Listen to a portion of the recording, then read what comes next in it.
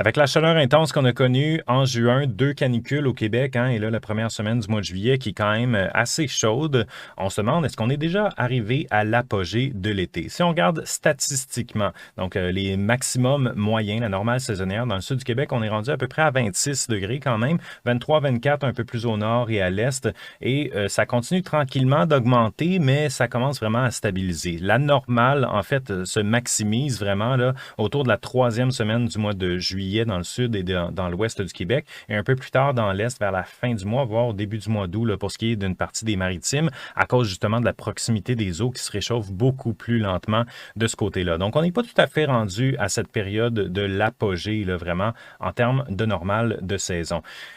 Maintenant, si on regarde au niveau des journées chaudes, donc nombre de jours avec 30 degrés et plus en termes de probabilité, là, si on regarde l'ancienne normale en gris là, sur le graphique, de 1961 à 1990, on atteignait justement ce maximum-là de probabilité de journées avec 30 degrés et plus à la fin du mois de juillet. Par contre, dans les années récentes, les bandes orange, donc de 1991 à 2020, on remarque qu'il y a un nouveau pic qui est en train d'émerger à la fin du mois de juin et au début du mois de juillet. Et celui-là, on est dedans présentement. Et ça, c'est en fait le nouveau pic de chaleur extrême, disons. Et donc, on serait dans dans ce fameux apogée. Par contre, pourquoi ça ne marche pas vraiment avec les normales de saison qui montent un petit peu plus tard? C'est en fait la présence de fraîcheur. Donc, au mois de juin, oui, on peut avoir des températures très chaudes, mais aussi, on a encore une fraîcheur qui descend de temps en temps. Et ça, on a beaucoup moins ça vers la fin du mois de juillet.